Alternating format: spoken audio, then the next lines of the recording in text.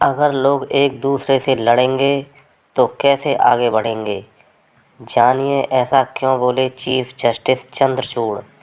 न्यायमूर्ति डॉक्टर धनंजय यशवंत चंद्रचूड़ वर्तमान में भारत के मुख्य न्यायाधीश हैं और 9 नवंबर 2022 को राष्ट्रपति द्रौपदी मुर्मू ने भारत के 50वें मुख्य न्यायाधीश के रूप में पद एवं गोपनीयता की शपथ दिलाई।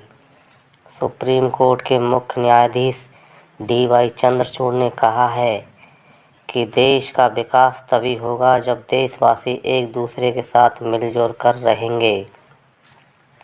भारत के प्रधान न्यायाधीश डॉक्टर DY चंद्रचूड़ ने कहा कि देश में समानता को बनाए रखने के लिए आपसी बंधुता जरूरी है। उन्होंने सवाल किया कि अगर लोग एक दूसरे से लड़ेंगे तो देश आगे कैसे बढ़ेगा। न्यायमूर्ति चंद्रचूड़ ने कहा, हमें संविधान की भावना के अनुरूप एक दूसरे के प्रति आदर का भाव रखना चाहिए।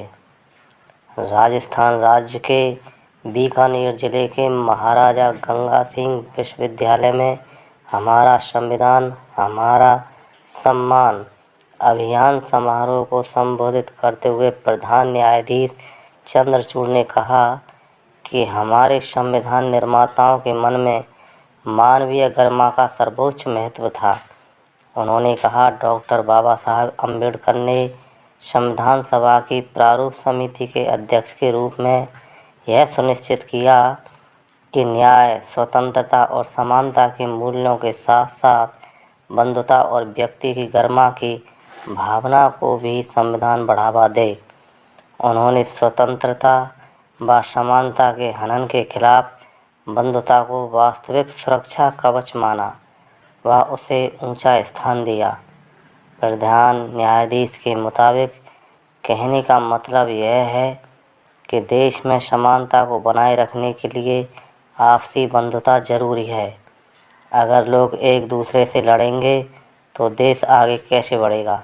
इसलिए जब हम हमारा संविधान हमारा सम्मान कहते हैं तो हमें इस बात पर भी जोर देना होगा कि हम देश में बंधुता व भाईचारे को भी बढ़ावा दें।